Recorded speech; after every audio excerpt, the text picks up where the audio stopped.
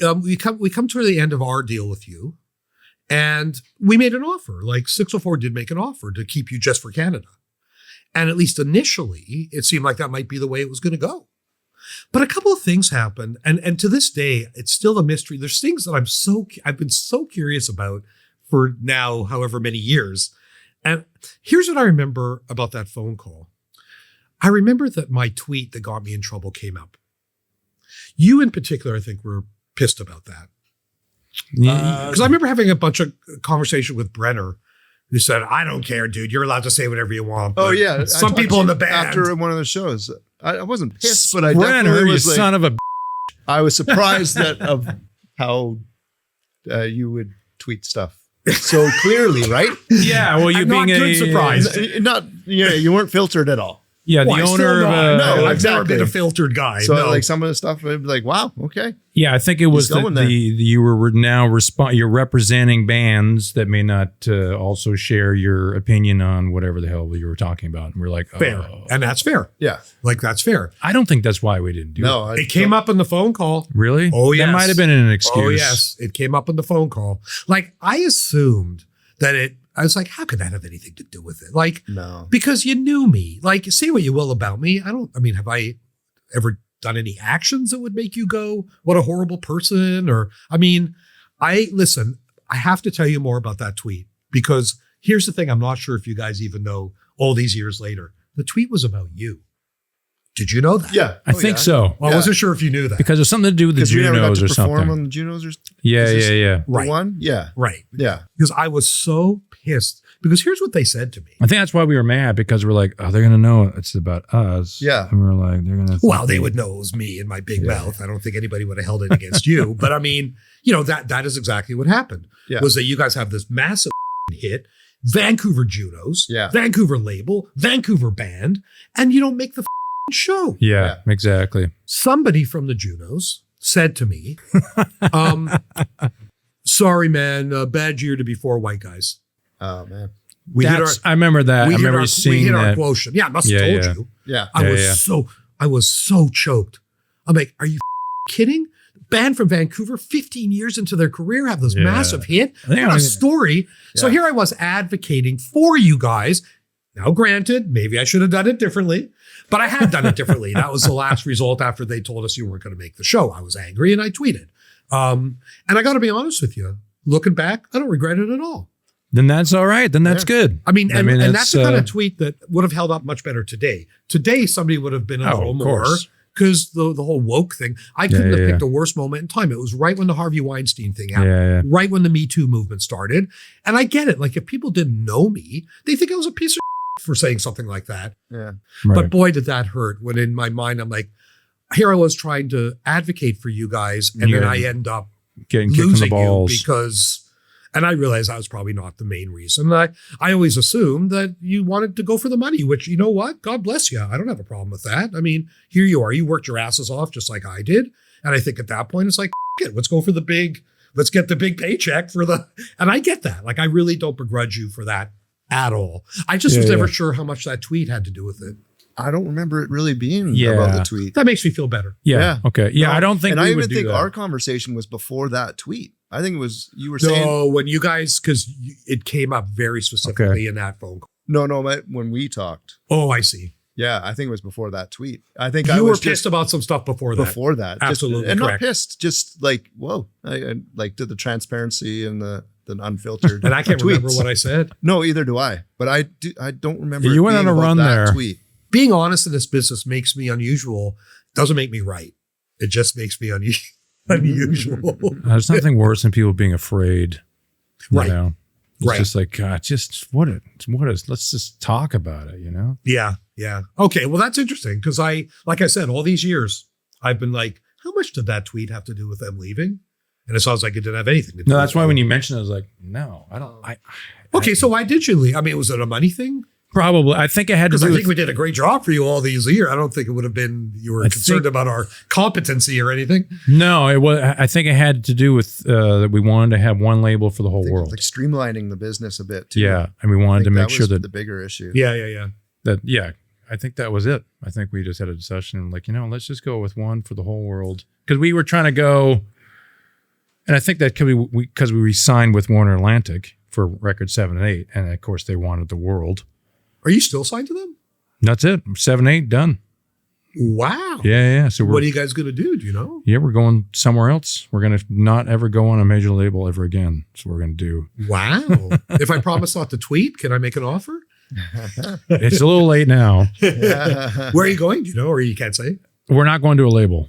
But you can do it independently. We're going to do a label services. Yeah. Good for you. Yeah. Good for you. Yeah. Yeah. We figured it out. It just took 25 years. Yeah. If a band's in your position, it doesn't make a whole lot of sense to sign a record deal. No. It just doesn't. Well, we're over the whole facade of, I want a record deal. Like kids these days, there may be some, but I think even like kids these days are like, record deal, dude, I can do this all myself. I think Taylor Swift had a lot to do with that whole fight about the masters. Yeah, and I have mixed feelings about that because like I obviously get where she's coming from. But the thing is, when they signed Taylor Swift all those years ago, there was no guarantee she was going to sell records. Somebody took a risk. Yeah. Somebody took I will never apologize for owning masters. And we'll have bands sometimes who are like, we'll only do a deal if you license it. I'm like, no thanks. Well, you gotta make money too. Like, yeah. Well, it's not even just that. Like for me, it's like, okay, look, the way our deals have changed drastically. Did you say we did a 6-record deal with you? Yeah. I haven't done one of those in that was a lot. I remember when we signed that, we were like, we're all gonna be dead. But that was pretty standard. But that was pretty standard at that time. Well, because I was Roadrunner, it was the same, right? It was the same as Roadrunner. All the majors were doing 6, 7-record deals. I mean, it's crazy. Now a typical 604 deal is 3 or 2. Yeah. And that's kind of how we've dealt with that whole thing, to kind of go, look, you're going to be out of this deal in 3 years. You're going to have us having spent all this money, help you. And then at that point, you can do whatever the you want. So yeah, we're going to own 2 records that you're going to get 50% of the money of anyway.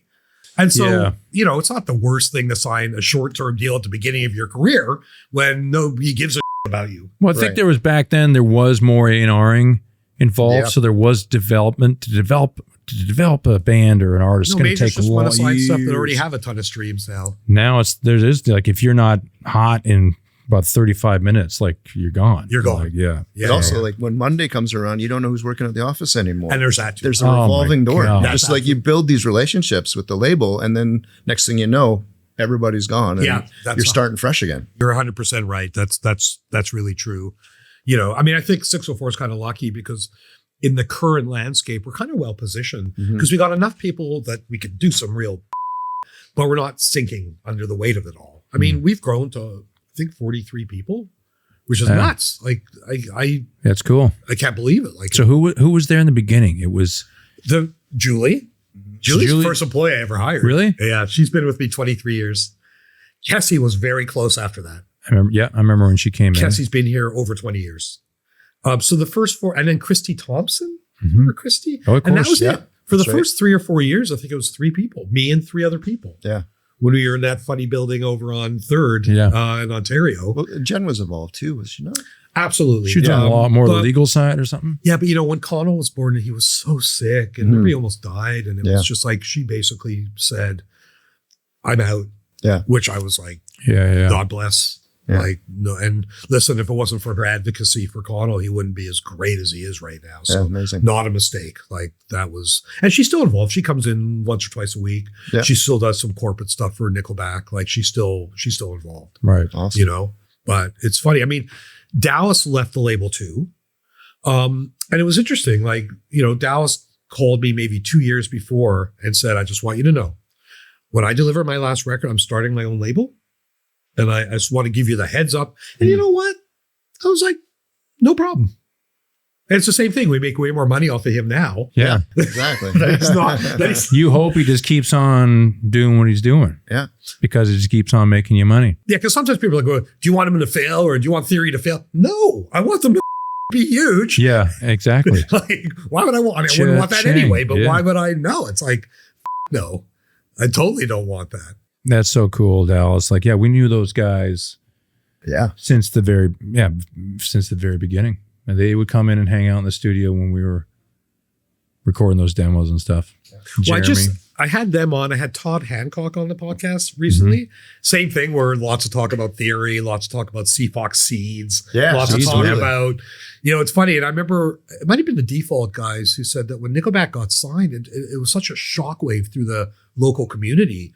Like everybody kind of going like what he said. And I thought it was interesting. Danny said something to the effect of like, at that moment we said, we have to get serious. Yeah. Like It's possible. it's possible. Yeah. Yeah. We can do this. We can if they can do it, God damn it, so can we. Yeah. Exactly. We're going to practice 5 days a week now. Yeah. And everybody got super serious about it all. Well, we would put in every year. We would put a demo into Seeds. Yeah. we Never got denied. in. Is that right? Yeah, never got in. But we I were mean, never alive, but like we never played Yeah. the circuit. We didn't Which probably mingle had with something to do people with it. and we didn't know anybody. We were just, an address sending in a demo. Yeah. So like we never had anywhere to put our foot in the door or anything like that. Yeah. But So, yeah, we got was a big denied one. every year. Seeds was massive We for opened those for. bands. Remember a band called Daisy Chain? Sure do. Not Yeah. only Yeah. do I remember them, I'm talking to them about putting out that record that they made all those years ago. Really? Really? I started a new imprint called Decades, where I'm putting out old like records from bands from the 90s. That's So cool. I'm talking to them. I'm talking to Damn the Diva. Yeah. Yeah. Remember Damn the them? Diva, of Of course. course. Yeah. Love that band. And That's some other awesome. bands like more alternative type bands. But we put out a thing called Movie Land this year, which did really well. Charted 32 years after it was recorded. Wow. And that was the guys who ended up becoming Pluto. Yeah, I remember yeah. Pluto. Because the singer quit and then the rest of the guys reformed as Pluto. Yeah. So I love it. I love like What's, going back in time. What's the Myton Lowrider? What was that band called? Was it noise therapy? Noise Therapy. Oh, you think That's Noise my- Therapy? What about then? You should. I think I I saw was their them. lawyer. I saw them in L.A. like maybe 5 years ago. Is that right? And they were looking. I think they're trying to get. They were trying to get it all going again. As Yeah. noise therapy? Yeah. With Kai? Yeah. Kai. Yeah. Kai remember Huppinen. And what was the Was lead? Rob was the bass Rob. Rob, player? Rob Tyson. Thiessen. Yes. Rob was the bass player. Yeah. Yeah. I've run into him a couple times over the years. Yeah. Oh, that's Yeah. f***ing weird. I mean, it's great, but it's just Yeah. I remember strange. seeing those bands play. Like I remember seeing Noise Therapy play. It was in New Westminster, like by Mugs and Jugs. There was like a bar there, Yeah. there was like 30 people there. Yeah. I And then remember the that. Champagne, I saw Flybanger and Champagnes in Surrey and Wally. Well, I was there the night Flybanger got signed. That was at a Music West show at the Starfish Room, Yeah. For where sure. Nickelback played. Yeah. And Nickelback had a bad show. And I remember we were all like, Ralph James was there, kind of, and Flybanger had a great show. Yeah. And James Diener signed them from Columbia.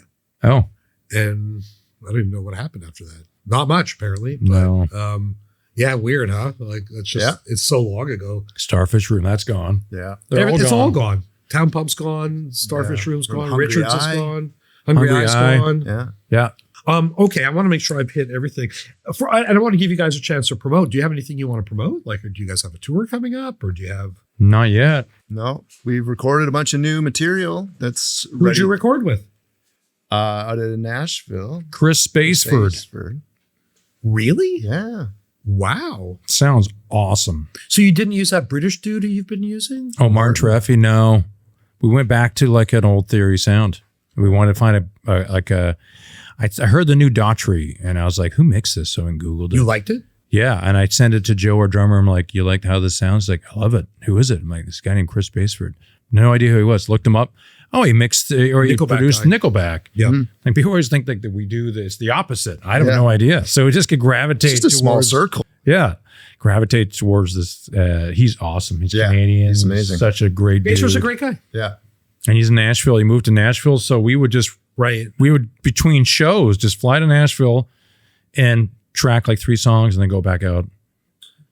And then we went back a second time, recorded 3 more songs. And flew You know back what's out. interesting? We have a band on 604 called Fion. Do you know who that is? They had a #1 for 3 weeks. Twins. Mhm. I was going to Okay. say 2 twins. Duh. Yeah. They're twins and there's 2 of them. There's a couple twins. Yeah, it's Fion. That's how it's pronounced. So they Fion. had, before you guys were here today, we had a presentation. SoCan came and did a #1 award presentation. Oh, awesome. And Charlotte from Warner was here. Oh yeah, I remember her. And I said, oh, guess who's coming in for a podcast? So Theory said, I don't think they're Warner anymore. No. And I said, what? Are you serious? I said, pretty sure they are. And she said, no. Now, the thing I love the most, that after you guys brutally abandoned me, that I can look back and say your biggest successes were right here. That's right. Mother. That's true. That is true. Until the next one. Well, Every band says that. Their next record is the best stuff we've ever written. Well, that's that joke I always have. What's the best song that an artist ever wrote? The next The one. one I just wrote, man. Yeah, exactly. I'm just so tired of hearing that. Our new record's out. But I do have a special surprise that I'm going to share with you guys. Yes, bring him in. Oh. No, it's in this bag. Okay. Do you remember Probably. this? Yes. Oh, yeah. Bop It. God, I that- hate that thing. Is that the original? That's the OG. Oh my You still God. have that? I still have it. Holy sh- So, for those of you at home, this is, you may have seen this. It's called Bop It. I think its battery's even still in here. It's a just a stupid game. But in that first record at Greenhouse in that funny studio, we would play this endlessly. That was the biggest toy. I mean, we sent a runner out or something to get that. And then, then it ended up at 604 Records. I think you guys It's took been it. here the whole time. Yeah. It's been here God. the whole God, time. we'd be there 3 and then we would go to we would shut down the Roxy every night and then go back to the studio, Greenhouse. And then we would bring a bunch of people back. Yeah. It was a huge party. party. And then they're like, hey, Ty, get in there. We're going to do some vocals. And then I literally be trying to talk to Joey Moy. I'm like, I can't hear. Loud. Bop it. Spin it. Flick it. I'm like, shut the Bottles. Yeah. And I'm just screaming at people to shut the fuck up. Try to sing. You ever talk to Joey? I texted with Joey because we were looking for someone we had a song called Live My Life Like a Country Song. And I'm like, let's find a country guy to produce this. Because we had it on our 5th record, Savages. And it had Joe Don Rooney from Ratsca Flats on it. So we're like, let's re-record it and do it more country. So I hit him up and said, you want to do this? And he's like, I can't do anything unless it's on his label or something. I think he had something going on. So we're like, okay, no problem. So then we hit up Chris Baseford and that was kind of his test track. Right. Yeah. So we went to, we did that here in Vancouver, recorded it here. Yeah. And that's how we met Chris Baseford. But that's the last time I talked to Joey. So maybe a year ago. He got a hold of me not that long ago. He was looking, there's some band they were because he's going more rock again. Like he's sort of moving away from country. Because He's it's now in getting LA. so He's based redundant. in LA now. Did you know that? I did not. Yeah, he's in LA now running the Big Loud Rock or whatever. Right. it's Okay. Yeah. Well, because I ran in Chief at the Nickelback show in LA. Right. Who's the best dude. And I didn't know because there was I don't know the dynamics if they were still, because some people broke up, some people didn't. Like, you know what I mean? I think some were partners. Chief. Joey and Chief, Yeah, are because they? Chief sort of well, I should be careful because I don't really know all the details, but I think he left Big Loud and I don't think it was under pleasant circumstances. Yeah, but I did see him as well. But Joey Moy, the first thing he ever produced was our record, I think. Oh, that's crazy. I think before that, I think he did some engineering or something. Because I remember I went with him to the school, I think in Burnaby, where he took his engineering, that's where we college. did the Default record, was at the school. I went there with him to get some sort of machine or something like that. He's like, this is where I went to college. Yeah. But that was a trip. That first record was a trip. It was just like, it was so late. What was it? The Carolina Hurricanes came back one night. Players coming back. People they're thrown up in the bush. Well, we were also young and it was also exciting. I mean, it's still exciting. I still am excited about my job, but it's a different kind of excitement. Yeah. Like then it was just the unknown and the unlimited possibilities. And it just seemed like, I remember when I was flying, I don't know why I was in a car with you guys, but I was in a car with the band with you guys and we were driving downtown literally a few days before Chad and I it was right after 9/11. And Chad and I were flying to New York because there was a show, Default, Saliva, and Nickelback at the Hammerstein Ballroom in New York. And the very next day, Chad and I negotiated our deal for 604. Mm-hmm. And I remember talking to you guys going, hey, I think this is it. Like we're meeting with Clive Davis or we're meeting with L.A. Reid and we're also, it's just the pure joy of the unknown and the excitement and oh my God. And, it's definitely the most exciting days. Yeah. Because it was just this weird, just quit my job. Yeah. You feel it's the start of something special. Yeah. It was really exciting. And it's that feeling of limitless possibilities. And, now we're all just jaded. Oh, yeah. Well, I remember people talking about being jaded. And it was like, how could anyone be jaded doing this job? Yeah. Do you feel like you're jaded? No. Do you? No. I don't really either, to be honest.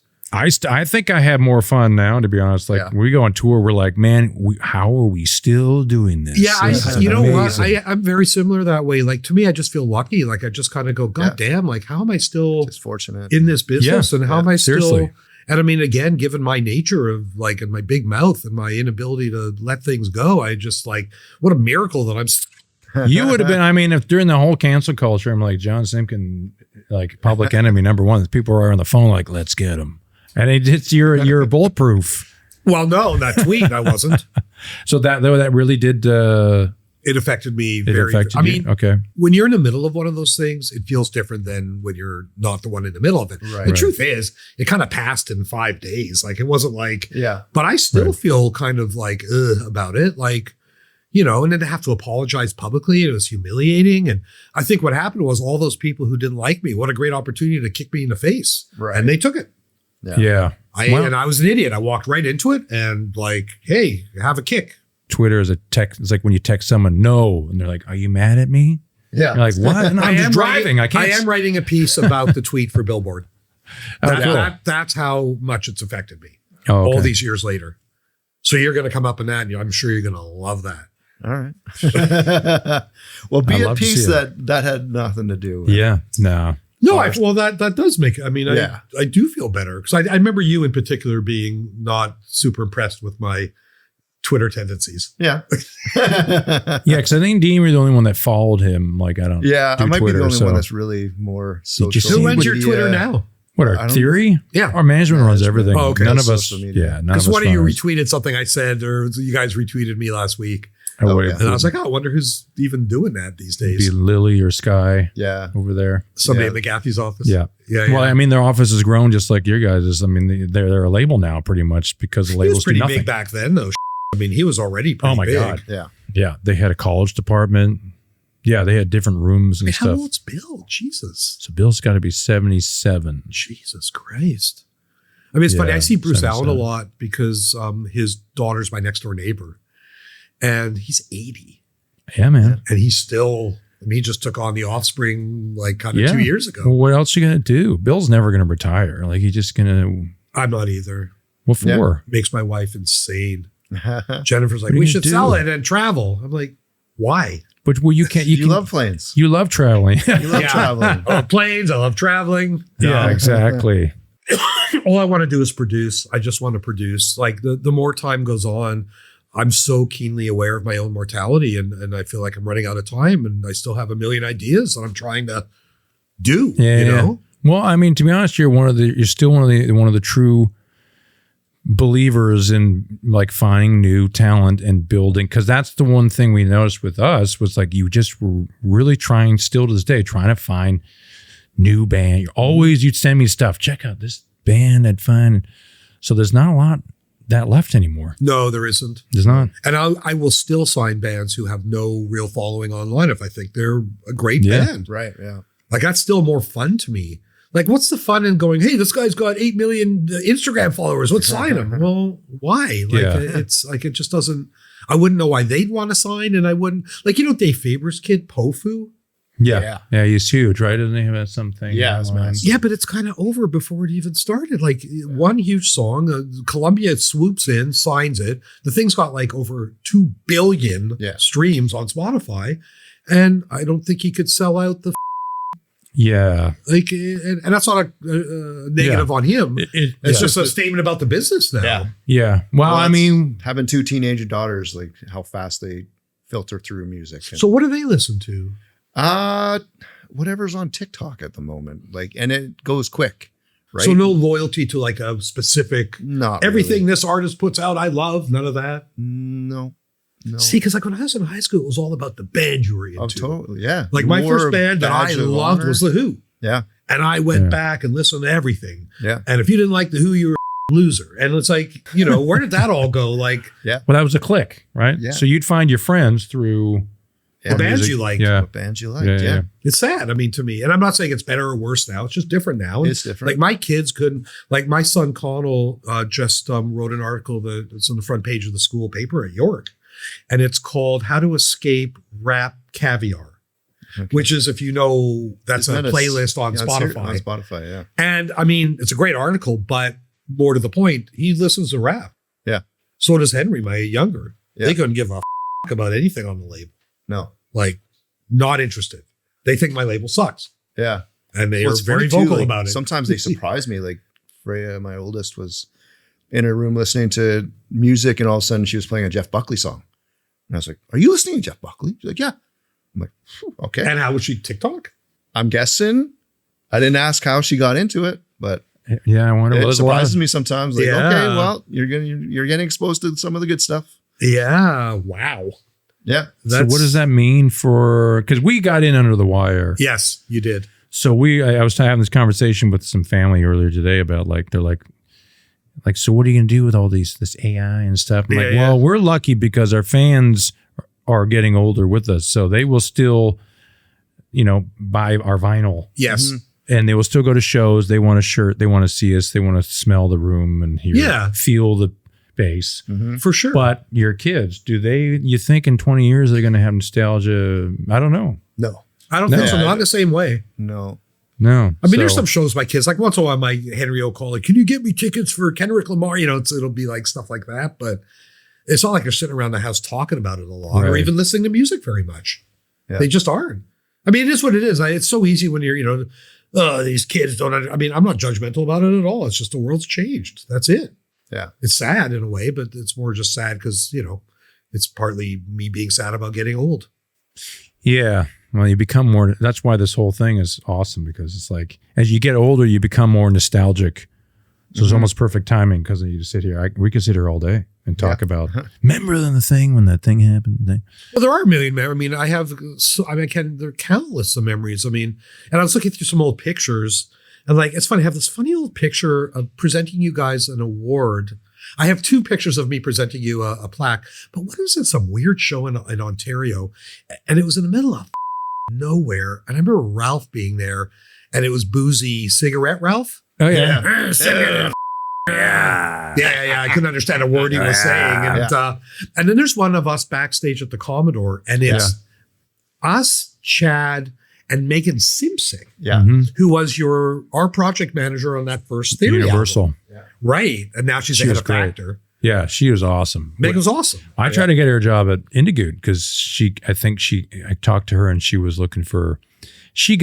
What I heard was it was a bit of a boys' club over there, and she should have been running it really, and I think she got it was a boys' club, and she got squeezed out, and she was furious, and I think she was looking for something, and I said so I called Bill and said you should hire Megan Simsik. She is holy she's awesome, but it was there was nowhere for her, I think, at the time, but now Bill's got everyone that. Over there is female, and they're kicking ass. Most of my company's female, and that was never an intentional thing. I just hire who I think happens to be best for the job, and often that's female. Yeah, Julie's still our number one project manager. I mean, her work ethic is insane. Yeah, but it's crazy. I mean, Julie and I were talking about that today because she knew you were coming in. Like, both of us just kind of having one of those moments of going, have I been working here for 22 years? I said, yeah. She looks exactly the same. She came to our show or wherever it was out near Toronto. Yeah, by Toronto. Her husband. Do you have any show? Do you have any shows on the books right now, or you're just figuring all that out? No, I'm jack. Nothing right now. First time in a long time. Yeah. Our last show we did, I don't know, was it September or something? September. Yeah. And we're like, last show. And Joe was like, forever. Why were you just joking? Just joking, because it's like we have nothing on the book. Nothing I on mean, the we're gonna be real busy and complaining that we're real busy soon. Yeah. When's music coming? I think we're talking March. Yeah. March, April. Yeah. That makes And I think we're releasing like EP, like not full length, couple EPs. I don't care as long as you tour. Yeah. Please right. tour. Yeah. Well, there's some good ones on there. And what's with drummers living in Vegas? What is that about? Why does I don't Brent know. and Joe? I saw Brent. Chad had his 50th birthday, Yeah. and he had a big party at his house. Okay. And they hired the Todd Kearns. Oh, Yeah, Duke? yeah. They hired Duke. Yeah. Duke. Oh, awesome. And there's Brent. Yeah. I'm Yeah. like going, holy. Is he playing bass? No, I think Yeah, he was, Brent's playing bass. Oh, he's and playing Duke. bass. You're Yeah, right. Yeah. He's not drumming. Yeah, that was fun. That was a fun night. And they played Innocence by Harlequin, and Ralph James jumped on stage. Oh, sweet. And played on bass. keyboards? Oh, he played bass. And he played it beautifully. Innocence. It was amazing. Like, he actually played it and played it well. And he was like, let me show you how to do it. Yeah. Who's your agent in Canada? Is it Crabe? It's Jeff Crabe, yeah. He's kicking butt for us. Yeah. Who did we have after that? Ralph James was the OG. Yeah. Ralph was OG. Yeah. The first show we ever played, not at our home, was at Zaphod Beeblebrock's in Ottawa. Yeah. Zero people showed up. Playing the bartenders. Zero, not one, zero. Trust me, people it's a came. good experience for you. Yeah. You get your, Hey, that's how we paid our dues, doing that stuff. yeah. That's silly. Where do you live in LA? Like, which part of the Burbank. city? You live in Burbank. Yeah, been there for a long time. You just had to stay close to the Oakwoods, huh? Yeah. It's right up the street. It's right up the street from my house, yeah. And that's where the original Warner was. And is it Still there, yep. It's right down the street from my treehouse, house. they used to call it, that building that's sort of like Water this. tower, whatever it is. Yeah, it's right there. Yep. I've been to LA in a long time by choice. I don't actually hate LA, but because I was only there to be around people in the business, it just kind of was like, ugh. Yeah. You know, it was There's no business there anymore, so There isn't? no, I don't know. There's so much music that gets played there. I go to so many shows, but I wish I feel knew there's that no you music guys were business not there. on Atlantic anymore. well, we left the same time. I would have We been did so 7, much 8. harsher with what was going on with that 20th anniversary thing. Oh, yeah. They No, were useless. Now I can say it. Yeah. yeah, that's why I was taking so long, because I was complaining. I'm like, they're not going to do. We're not on their label See, I anymore. Like, didn't they don't know even respond to the that. emails. Yeah. That's the hardest part about doing an anniversary if you're not on the label anymore. Yeah, but They're it's like, in their "Good interest too. Like you would think. Yeah, it should be. Yeah, Yeah. It's recouped, so they would make money. Yeah, I don't get it. Yeah, I don't get it either. Okay, well then maybe for the next one we're going to approach it a little bit. Well, 3 years. Yeah, that's a big one too. Scars was. Scars that was was a It's a big record. Yeah. Definitely a big. That's all or nothing. That's right? all or Yeah. nothing. Yep. Yeah. Which I still like. Again, that was such a big record for us, not just because it was a hit, but because it really was the first time we kind of said, let's do our own thing.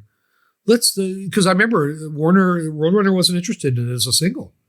No, It wasn't a single. Well, they mistake. wanted Not Meant to Be. They dumped everything they had into Not Meant to Be, which was huge. It was huge in the States. It was not a single here, Yeah, isn't that but it did funny? blow up in the States. Do you play All or Nothing still? Yep. Yep. Like every show, or do you switch things up? Yeah. Do you play Hello Lonely? Never. How come? Just doesn't translate. We live? don't have enough time. There's Yeah. so many songs now that it's like we play like an hour and a half. Do and you it's like that song? Yeah, I remember that song. That was really cool. Yeah, it was one of my faves. Yeah, Because that was an old song. That could have Yep. been on the first record. Well, it's funny it was because I that went old. to look because you have the stats on Spotify, and I was like, I've played that song so much more than any other Theory song. Interesting. Yeah, funny, huh? Yeah, it's hard because we'll go to different countries and we'll ask our management, can you bring up like the Spotify and see What are what the biggest are songs in this country? biggest songs? Yeah. And they're all pretty much the same everywhere we go. We did go the first time we went to Russia. We played a show there, and there was a lot of people there. It was a great show.